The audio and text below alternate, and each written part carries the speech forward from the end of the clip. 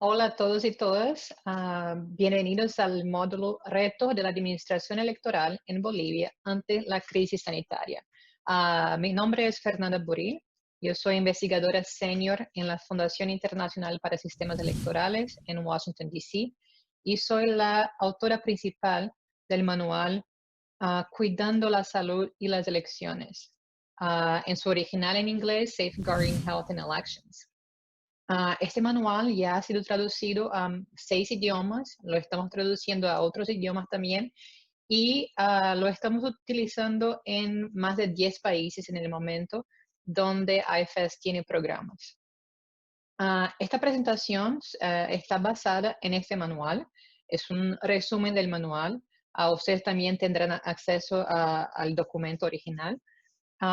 Y además del contenido del manual, también tenemos 2 estudios de caso para ayudar a ilustrar los temas de que estamos hablando. Una muy breve introducción, la estructura de la presentación para que ustedes se ubiquen. Am, Empezaremos con una pequeña introducción al problema que estamos enfrentando, un poco de información básica sobre el COVID-19. Ah, un poco de información también sobre la coordinación con autoridades sanitarias, o sea, por qué hacerla y cómo hacerla. Medidas preventivas generales. Luego, recomendaciones específicas para actividades electorales. En la fase 1 tendremos actividades preelectorales y la jornada electoral. Y en la fase 2, con los procesos postelectorales. Y aquí solo hablaremos de la gestión de resultados. Am, Luego, el monitoreo de medidas, cómo hacerlo. Los estudios de caso de que estaba hablando, hablaremos un poco sobre Corea del Sur y Serbia. Luego, algunas cuestiones y consideraciones sobre las elecciones en Bolivia. Y terminamos con algunas pequeñas consideraciones finales sobre las recomendaciones de que estamos hablando, que hay que cambiar y de qué dependen estas recomendaciones y, claro, conclusiones. Entonces, para empezar, la definición del problema. ¿Qué es que estamos enfrentando con el COVID-19? Lo que estamos viendo es que muchos organismos electorales no están preparados para administrar elecciones de manera segura durante esta crisis. Y aquí tenemos un poco de información de periódicos, pero ustedes pueden ver, por ejemplo, en Francia, la abstención fue altísima. En la primera vuelta, 55% de abstención. En la segunda vuelta, 60%. Y eso es muy, muy alto para Francia. En Estados Unidos, Ohio tuvo problemas de encontrar más gente para ser miembros de mesa, porque muchos de los miembros de mesa abandonaron el trabajo porque tenían miedo de ir a trabajar el día de las elecciones.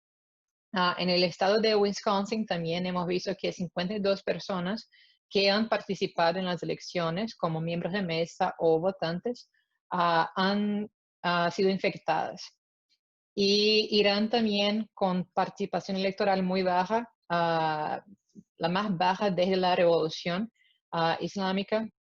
Y en la capital, en Teherán, fue como 25% de participación.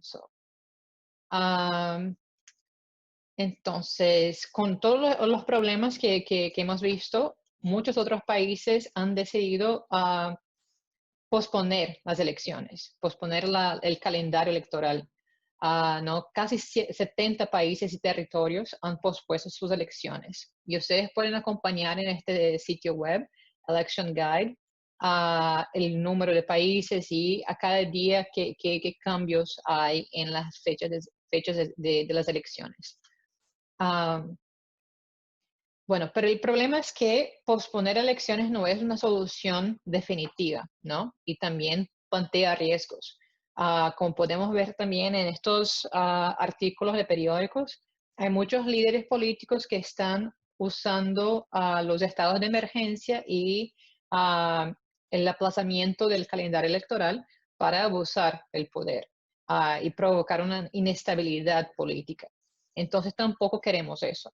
Sabemos entonces que si el COVID-19 está planteando riesgos a las elecciones, pero que posponer no es una solución muy factible. Entonces, ¿qué hay que hacer? ¿Es posible celebrar elecciones durante una pandemia? Bueno, algunos ejemplos aquí nos muestran que sí, es posible. En 1918, durante la gripe española, en Estados Unidos hemos tenido elecciones para el Congreso y la participación electoral fue un poco baja, pero tampoco hubo una disrupción del proceso electoral. Am, en 2014, en Liberia, hubo un brote de ébola y Liberia continuó con sus elecciones presidenciales, tampoco sin mayores problemas. Y durante el COVID-19 también. En abril, el 15 de abril, Corea del Sur celebró sus elecciones de manera muy exitosa con una participación electoral de 66%. Entonces, ¿qué hay que hacer, no? Antes que nada, primero que todo, hay que conocer bien a nuestro enemigo aquí, que es el coronavirus. Entonces, ¿qué es el COVID-19? Es una enfermedad infecciosa causada por el nuevo coronavirus. Los síntomas potenciales son fiebre, tos, dificultad para respirar, dolor muscular, dolor de cabeza, dolor de garganta, escalofríos y pérdida de sabor u olfato. Pero hay también individuos presintomáticos, o sea, que están infectados pero todavía no presentan síntomas. Y hay individuos que son completamente asintomáticos, o sea, que están infectados pero que no presentan ningún síntoma durante toda la enfermedad. Y eso es muy importante porque esta gente que ni siquiera está enterada de que tienen la enfermedad pueden ser esparcidores silenciosos. Entonces, para elecciones principalmente, esta información es muy importante porque tenemos que tener en mente todo el tiempo que cualquier persona puede estar infectada y no saberlo. Entonces, para las elecciones, para las actividades electorales, hay que pensar que toda la gente puede estar infectada. También es muy importante saber, como información básica, los modos de transmisión del coronavirus. Uno es el directo, que es el principal, de persona a persona a través de gotitas respiratorias, que pueden salir de tu boca o la nariz cuando estás estornudando, tosiendo o mismo hablando. Y también hay el modo de transmisión indirecto, o sea, vía los fómites, que son los objetos contaminados. Es importante saber también que el virus puede sobrevivir en algunas superficies por tiempos diferentes. Por ejemplo, bueno, no en superficie, pero en el aire, el virus puede sobrevivir hasta 3 horas.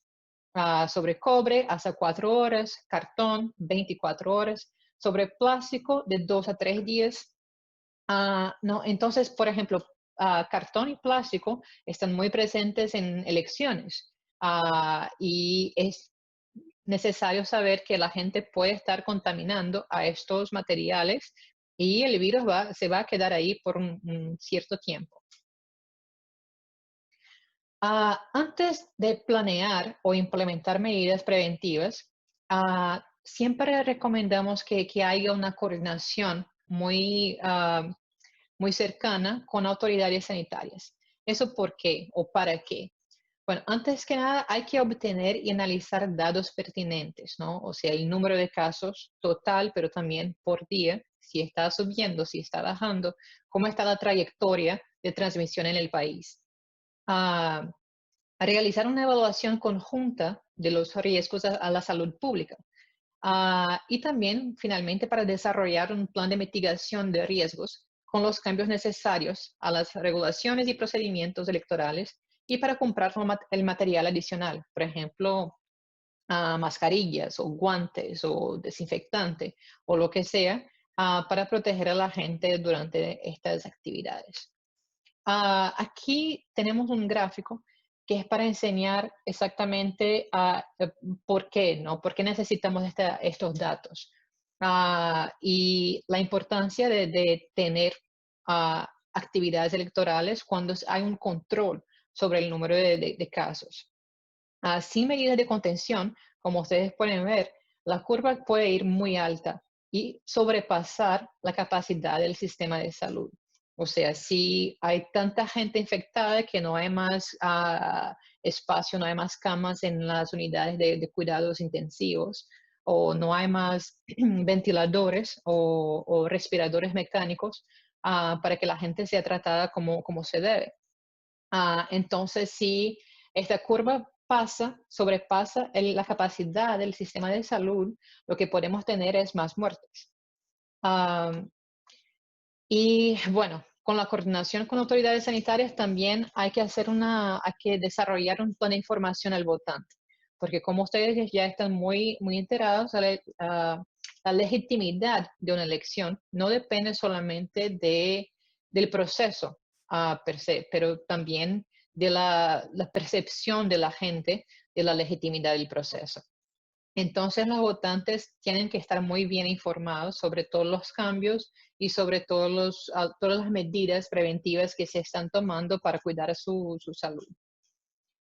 Y finalmente, integrar, claro, el plan de mitigación en un plan operativo actualizado. O sea, el plan que las comisiones electorales ya tienen normalmente para planear todo el proceso electoral.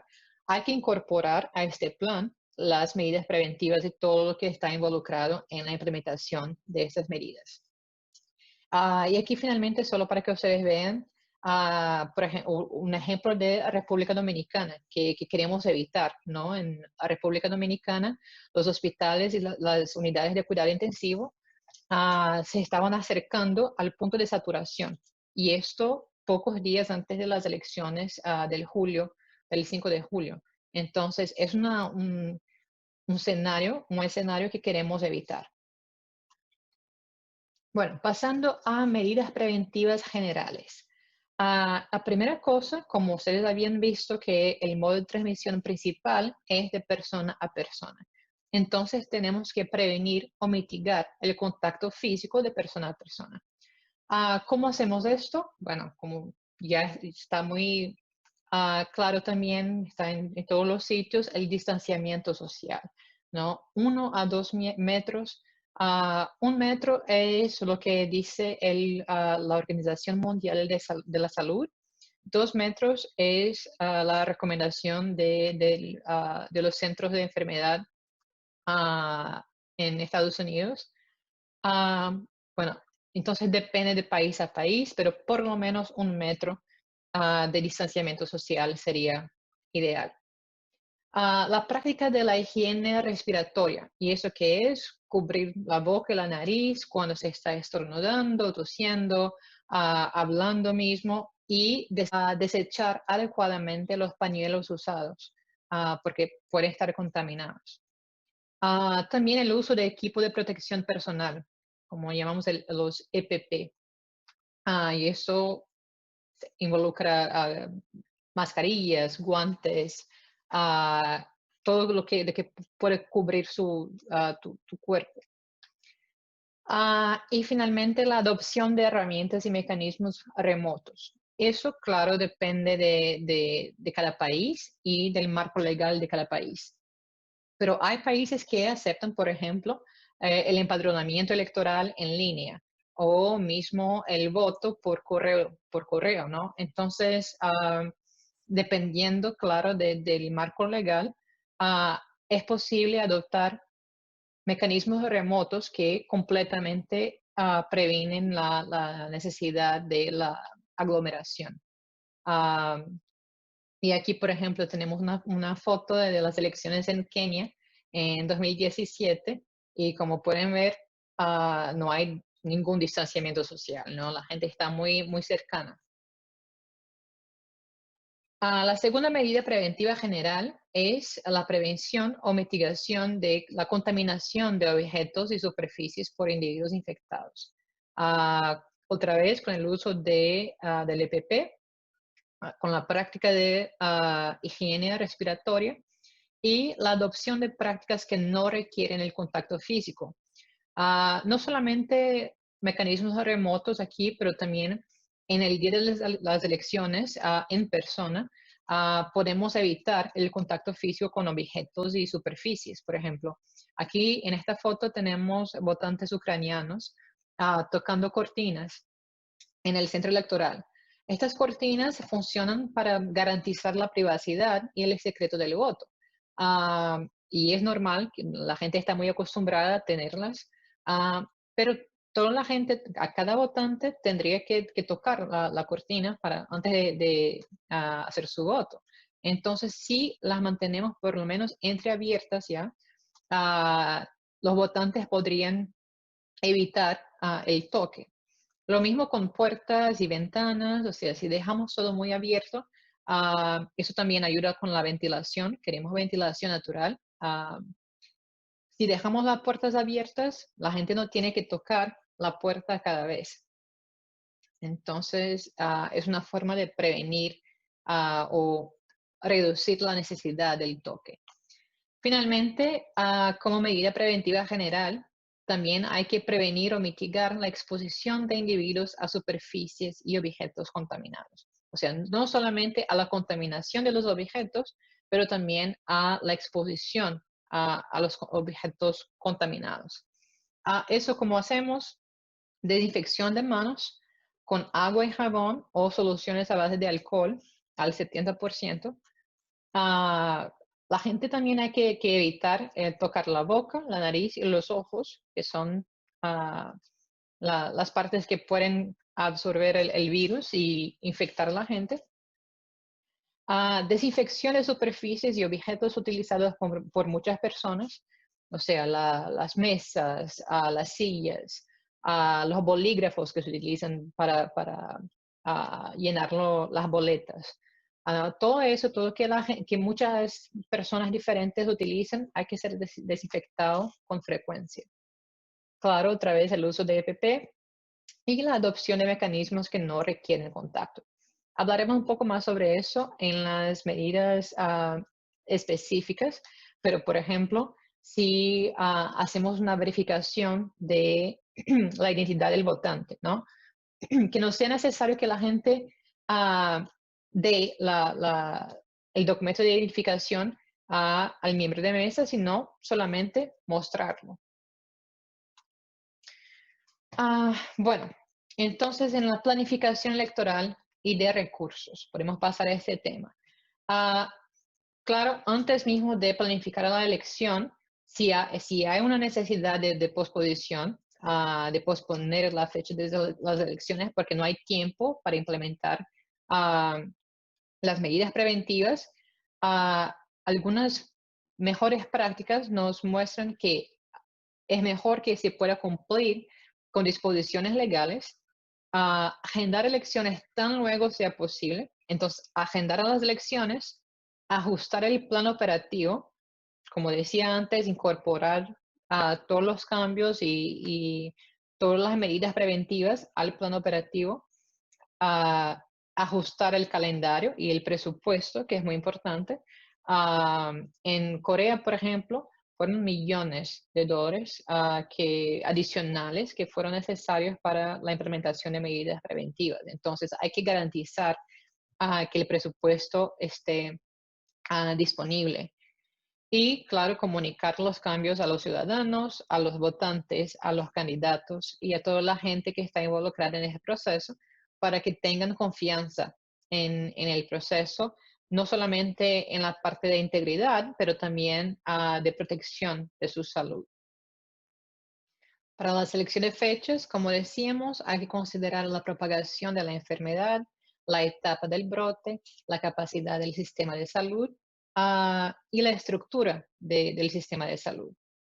Ah, Hay también que ajustar los procesos y procedimientos, o sea, definir los cambios que son necesarios, asegurar los fondos para hacer estos cambios, identificar y obtener material adicional como desinfectante, guantes, mascarillas, contratar personal, también personal nuevo para monitorear o implementar estas medidas, monitorear interrupciones en la cadena de suministro también es muy importante.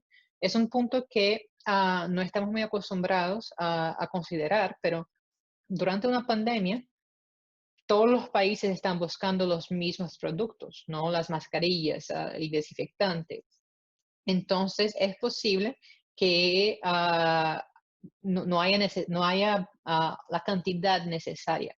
Entonces, hay que hacer este estudio de la cadena de suministro para garantizar que los materiales estén disponibles y que puedan llegar al país con tiempo suficiente para las elecciones. Bueno, continuamos con la planificación de suministros entonces. Como decía antes, agua y jabón o solución a base de alcohol al 70% serían necesarios, serían suficientes para combatir el virus. Cuando se va a comprar esta solución o solamente hacer disponibles agua y jabón en los centros electorales, tenemos que considerar que vaya el máximo número posible de votantes. Sabemos que no es la realidad, que no va a ir el 100% de la gente, pero hay que pensar y hay que disponibilizar el número la cantidad de desinfectante para toda la gente. Mascarillas. Bueno, sabemos que los respiradores N95 son los más efectivos, pero sí hay una escasez de estos respiradores o de las máscaras quirúrgicas, por ejemplo. Podemos considerar alternativas como las mascarillas de tela y tejido. También podemos considerar comprar viseras, ¿no? Como esta de esta imagen. Viseras para miembros de mesa, especialmente los miembros que tienen contacto directo con votantes, ¿no? Es una otra barrera de protección contra el virus. Y aquí también me gustaría mostrar esta imagen de la señora con una mascarilla translucente. Eso es muy importante para los votantes sordos, por ejemplo, que pueden continuar a leer los labios de los miembros de mesa si utilizan una mascarilla translucente como esta. ¿Qué otras cosas necesitamos también? Cuerdas o adhesivos de cintas métricas, y eso creo yo que todos estamos ya acostumbrados porque vemos en supermercados y otros sitios, para marcar el sitio donde nos debemos quedar en la cola para que no nos acerquemos tanto a otras personas y cumplir con el protocolo de distanciamiento físico. Plexiglass u otros escudos translúcidos para crear barreras de protección entre miembros de mesa y los votantes.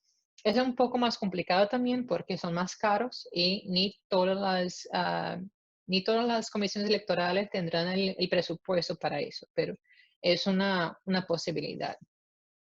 Materiales educativos y anuncios de servicio público. Como decía, es muy importante que la gente esté muy bien informada sobre las medidas preventivas para crear la confianza en el proceso. Entonces, es importante que el presupuesto también cuente con fondos suficientes para carteles, tanto dentro como fuera de los centros electorales, en los idiomas que se hablan en el país y con imágenes claras. Y hablaremos un poco más también sobre algunos principios de alfabetización en salud pública más adelante. Pero antes, para continuar con la planificación de suministros, esto es muy importante, el uso de guantes. Muchas comisiones electorales, mucha gente hoy día está utilizando guantes como si fueran muy seguros. Es importante pensar que es importante saber que los guantes no deben sustituir la desinfección de manos, ¿no? Los guantes también se pueden contaminar. Entonces, la recomendación es que si utilizan guantes, que usen solamente por cortos periodos y que se remuevan los guantes apropiadamente. Y se desinfecten las manos antes y después de utilizar los guantes. Los guantes también pueden dar una falsa sensación de seguridad y hacer que la desinfección de manos sea más difícil o menos frecuente. Entonces hay que prevenir eso. Y tampoco tocar la cara la nariz o la boca cuando se estén utilizando los guantes. Finalmente, los termómetros sin contacto. Eso también yo creo que nosotros todos estamos viendo en los aeropuertos, museos, ah, el uso de termómetros. Para el COVID-19 son menos útiles que, por ejemplo, durante el ébola, porque con ébola no es posible tener casos asintomáticos de ébola, ¿no? Si hay ébola, hay fiebre. Con el COVID-19 es posible que no haya ningún síntoma. Entonces, los termómetros pueden producir falsos positivos o falsos negativos y no detectar individuos asintomáticos. Entonces, como sabemos que los presupuestos de comisiones electorales son muy limitados, si hay un límite, los termómetros no deben ser una prioridad. Y con los guantes hay que también pensar todo el tiempo en la desinfección de manos, que los guantes solamente no son suficientes. Bueno, pasando un poco a las actividades preelectorales. Ese tema a veces no está bajo la responsabilidad de comisiones electorales, pero las autoridades públicas todavía pueden ah, proveer recomendaciones. Una de ellas sería proporcionar instrucciones de mitigación de riesgos para debates y otros eventos de campaña. O sea, los candidatos también tienen que cumplir con el distanciamiento físico, porque también son como un ejemplo, ¿no? Están en la televisión o en la radio. Hay que mostrar que los candidatos, los políticos también llevan el riesgo en serio. Adoptar o ampliar el acceso a los medios para que las campañas remotas sean justas. Durante el estado de emergencia, ah, es muy probable que los políticos, los líderes políticos que están en el poder tengan más exposición en los medios. Y esta exposición puede ser buena o mala, pero tienen más exposición porque se espera una respuesta de ellos ante la crisis sanitaria. Entonces, es necesario que los candidatos nuevos también tengan acceso a esos medios para que los votantes estén informados sobre sus plataformas. Es también importante que comisiones electorales o otras agencias, otras instituciones en el país puedan detectar y sancionar a los actores que utilizan la desinformación relacionada con COVID-19 para obtener ganancias políticas. Esas campañas de desinformación pueden, por ejemplo, tener el objetivo de promover la baja de la participación electoral, o sea, promover el miedo de la gente para que no vaya a votar. Y también puede promover, por ejemplo, el odio a ciertos grupos. En otros países hemos visto campañas de desinformación que decían que ciertos grupos, por ejemplo, grupos de migrantes, estarían trayendo el virus de otros países. Y también, claro, es posible desarrollar un código de conducta.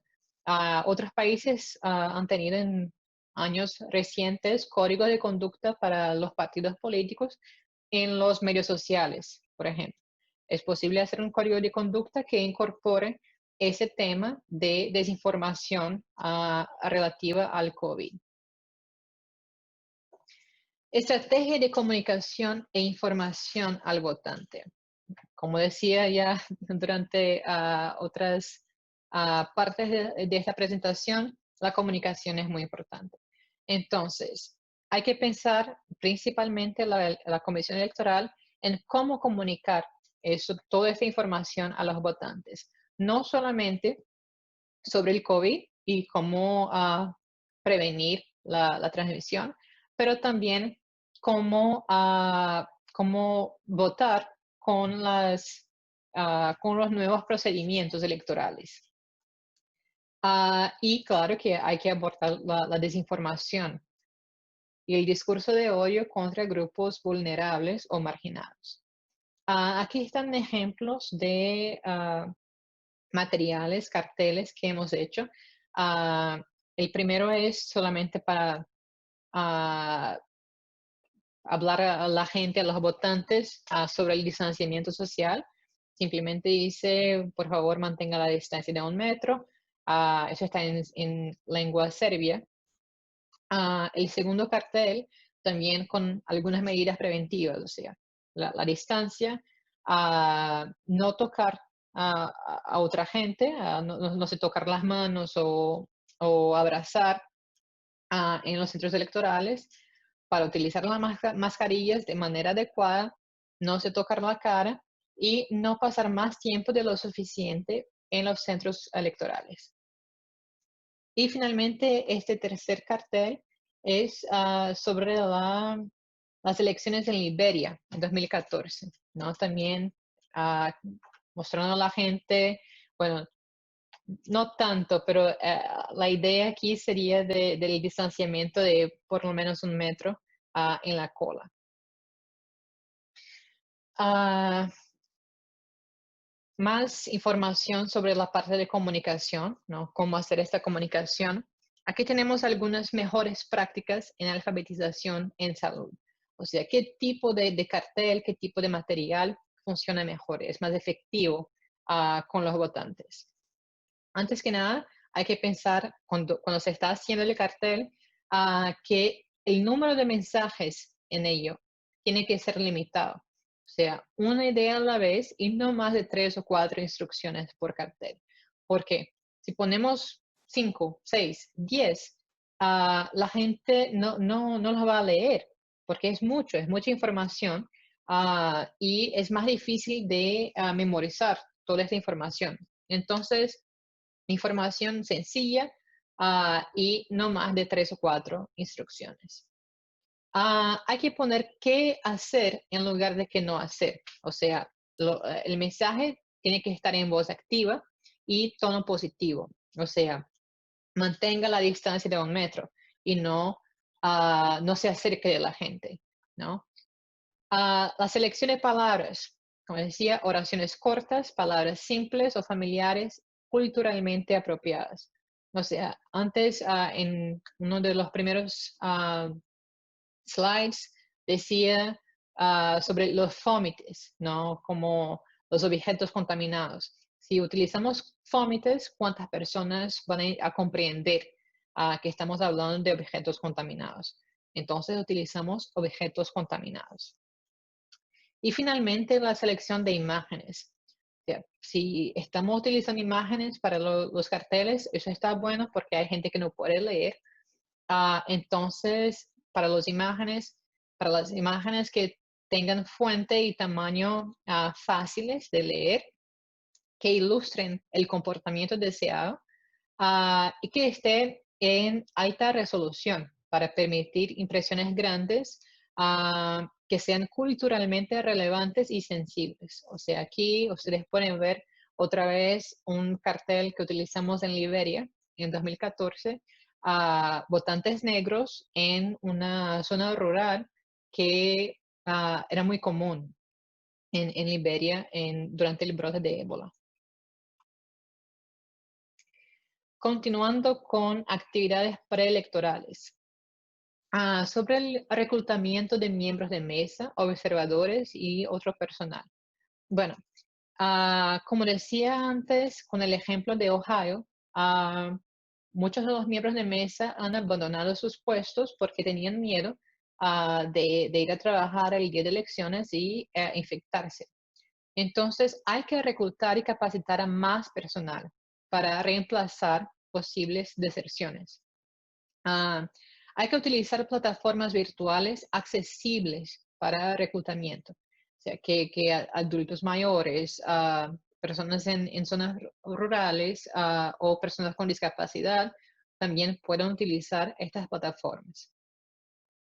Ah, Otra recomendación es de promover la participación de jóvenes como miembros de mesa, observadores, porque este grupo social tiene menos riesgos de tener efectos muy negativos de la enfermedad.